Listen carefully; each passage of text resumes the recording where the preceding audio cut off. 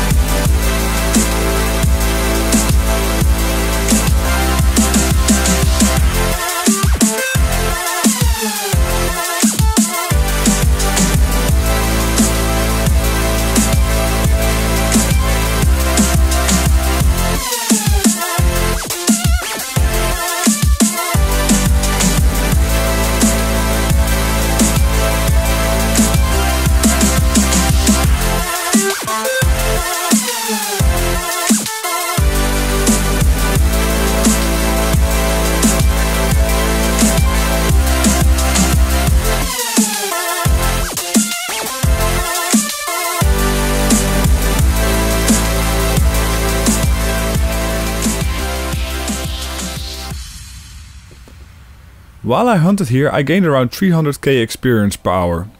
This was with the stamina buff and with the 2x experience voucher, so it's pretty safe to say that either I have to up the rate of killing behemoths, or behemoths just aren't great for experience. What they are great for though is monies. Behemoth fangs and claws are pretty sellable creature products as they're needed for add-ons and stuff. Behemoths also drop a lot of gold and platinum coins, and their rares are pretty nice too. Ladies and gentlemen, that will be it for this episode. Please remember to leave a rating and a comment, unless you totally don't feel like it, of course, just saying. Ladies and gentlemen, I thank you for watching. My name is Moranah and I hope to see you in the next episode.